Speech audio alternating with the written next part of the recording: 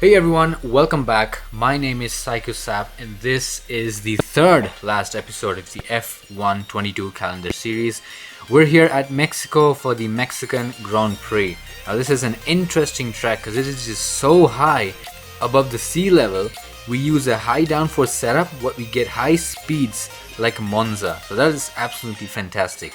Now 2021 was Max Verstappen's record year in Mexican Grand Prix because he's won 3 times in a row. And that's interesting because this year he could get another win, and that could mean he's the only person to win 4 Grand Prix at Mexico in a row. So we're gonna have to keep an eye out for that as well. Now I'd say this is a great track and it requires a lot of focus on a controller because a little bit wide through these corners, which I'm exactly doing right now, in the quali laps will really mess it up. So I had a quite bad lap, as you guys can see, in the first run out. So we're gonna have to take another lap out on the softs and we're gonna try and go for another lap before the final push lap. So that's gonna be a total of 3 laps to try and get a good time. So that was the first lap and this was definitely not a record time. That was a very bad lap. So we're gonna go again and just unfortunately we make those mistakes again. Like I said, these corners are very tricky because you need to get the speed perfect to maintain the apex and the traction out of the corner.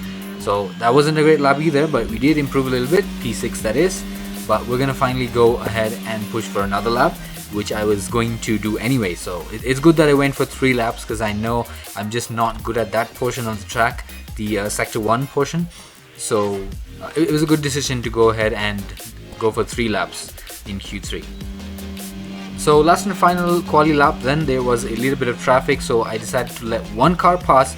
Of course the Mercedes, whoever's behind me, I don't know who it is, but I wasn't going to let him pass because that's just going to slow me down so much. So even though I did let him pass, there was still of course traffic because I'm quite a bit faster than a Williams in front of me. So, but it wasn't a bad lap, it was a great lap in fact, and we can see how much we've gained over the lap. So almost nearly a second faster. That's going to definitely be an impressionable time. Let's see then, that is P2, that is fantastic. Let's see if it's a Red Bull 1-2, which is quite unlikely in this game at this point. Even though the stats are quite matched, I don't get why Max Verstappen's never ahead. So there it is, George Russell, then me, and then Charles Leclerc. It's going to be an interesting race, guys. Let's go for it. The stage is set and the curtain is rising for another Formula One Grand Prix.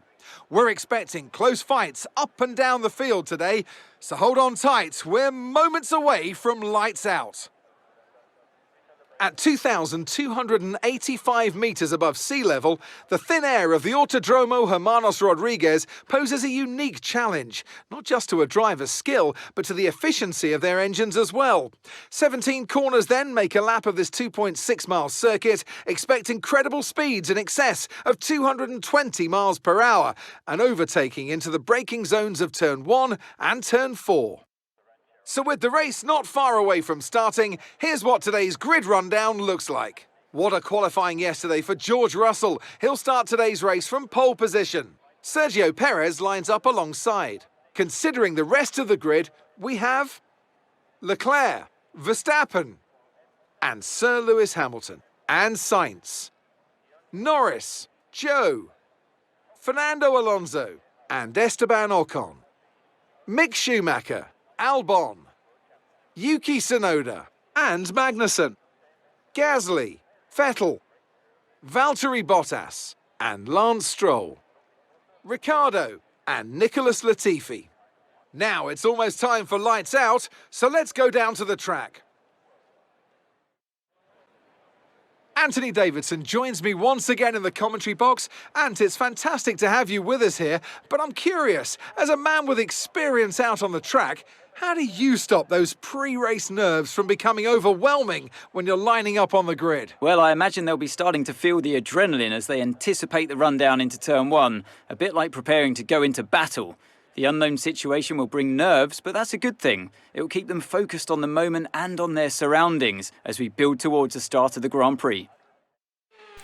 Alright, so we did have a predicted rain forecast for the race, but at the moment the skies are pretty clear, and that's quite a bit what I predicted. So I did not go ahead and set up the car for any sort of wet conditions.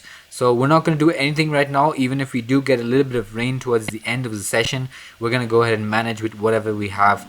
So that's going to be interesting. Let's see if it rains and how much it rains. Wet weather tires, not so much.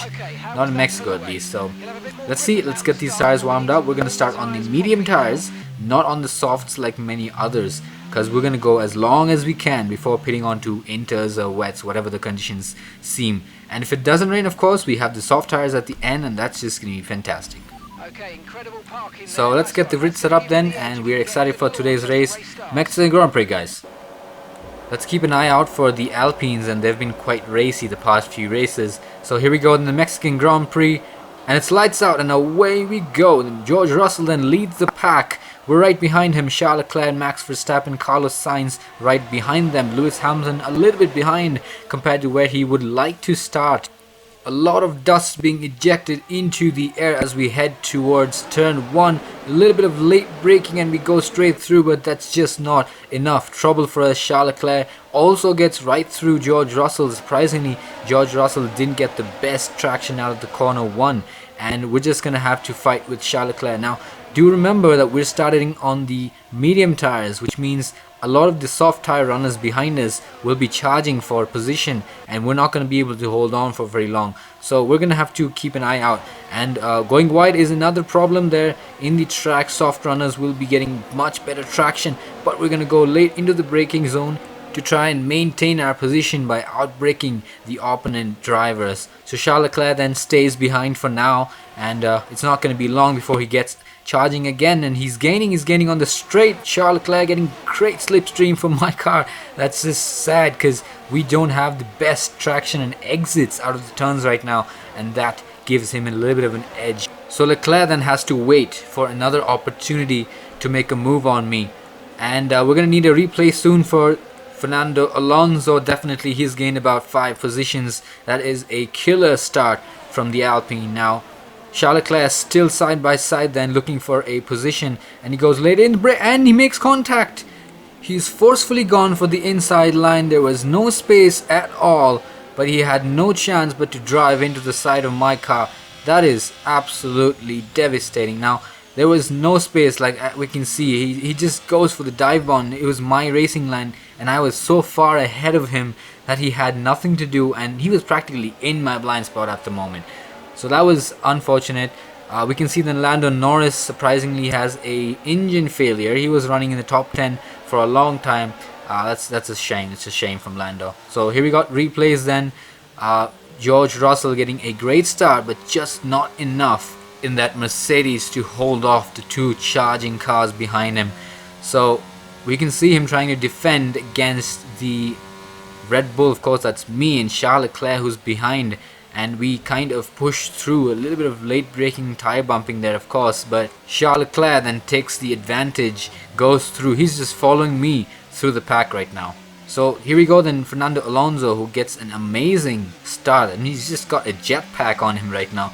Alpines have been quite racy. I mean, a couple of races in the past as well as the entire season, I would say. So here he's gained about 2 positions already, and we can see then Lando Norris and Lewis Hamilton. We can see Carlos Sainz ahead. Lando Norris gets back at him. Lewis Hamilton also gets back at him, but he's still holding on, and the slipstream is just powerful right now. Like I said, even though it's a high downforce setup, we just get very high speed racing. So here he's gone through Max Verstappen and Lando again, and Carlos Sainz is just next on his list. So that was a fantastic start from the Alpine. Alright, well, let's get back to reality. After the contact with Charles Leclerc, we spun out and of course lost a couple of positions.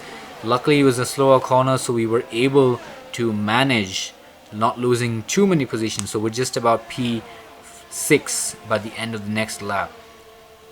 So let's take a look at the only other Ferrari left in the top 10. Carlos Sainz trying to make a move on George Russell. George Russell's still strong with pace, and he's able to hold on to P1. That's fantastic though.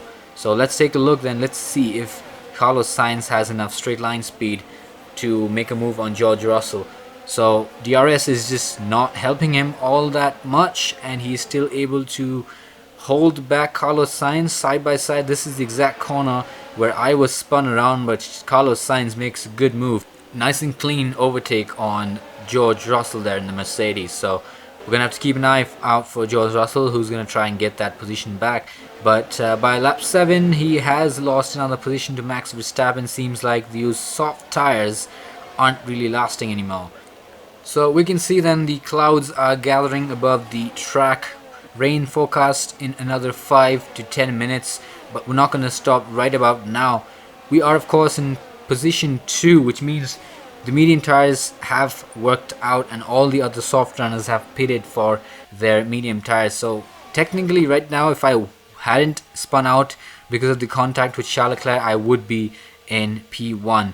But it is of course a problem because we are on a low tire condition. I mean, the tires have worn out a little bit and we're gonna have to fight a little bit harder for maintaining those positions. Max Verstappen of course flying very far ahead as we continue our fight with Lewis Hamilton then, who's charging for P2. Hamilton gets the inside line and we just go a little bit wider and brake early and switch around the inside, and we've maintained that position. So a great move then, great defense, and position saved for now. Quite happy with that clean move. So good defense there. Hamilton does go a little bit wider than he would like, and just as the rain starts to fall then on the lenses, as we can see, position saved. Let's take a look at Lewis Hamilton's strategy then. Will he be pitting this lap for intermediate tires? And of course we're not going to be pitting right now. Alright, that is box for Lewis Hamilton then. He's pitting for the intermediate tires. Max Verstappen and me both in the Red Bull, we are staying out. Possibly both cars are the only ones not on intermediates right now, but we are of course leading the race, so we have a little bit of a luxury. So making a lot of mistakes then, I come into the pits and of course that is a fascinating touch. We did blow up the board there. I'm not sure what board that is. So but Lewis Hamilton, just as we're coming out of the pits, gets ahead of us. The undercut has worked for him in the wet conditions. Now it did start raining a little too hard according to the predictions, so we did lose a little bit of time to Lewis Hamilton. So we're about 3.5 seconds behind the Mercedes, and we will try to close the gap as much as we can. Now of course we've never had any wet practice here in Mexico. This is the first time I'm driving on the wet track. So we initially did not try to lose too much time. We were maintaining our time to Lewis Hamilton 3.5 seconds to 4 seconds, but then a few mistakes and well, that's how we ended our race, almost losing a position to Yuki Tsunoda, in fact, behind, who has gained in all these interesting weather conditions. So driver of the day also goes to Yuki, and well, that was a fun race. Red Bull 1-3. Of course, Lewis Hamilton is the only car who was able to split the Red Bulls today. So great race then, fun race, absolutely great. And intermediate tires should have gone on 1 lap earlier, I would say, but that was the strategy that was given to me by the team, and maybe I should have tried and overridden the team. But of course I was assuming that the rain wasn't going to be so hard by the end of that lap, but that was the mistake. So if we had pitted that time, maybe, just maybe, we would have come out closer to Lewis Hamilton or in front of Lewis Hamilton. So Max Verstappen, the winner of the race then. I hope you guys do remember that the first 10 or so races we had played on F1 2021, the previous game. So we're going to be adding the scores at the end of the season. And if I'm not wrong, I'm quite sure I am in track for the Drivers' Championship. Alright then, thanks guys for watching. We have just about 2 races left for the season. And in fact, in Mexico, I believe if Perez has the pace, Red Bull will let him win. I'll see you guys in the next one. Until then, take care and bye-bye.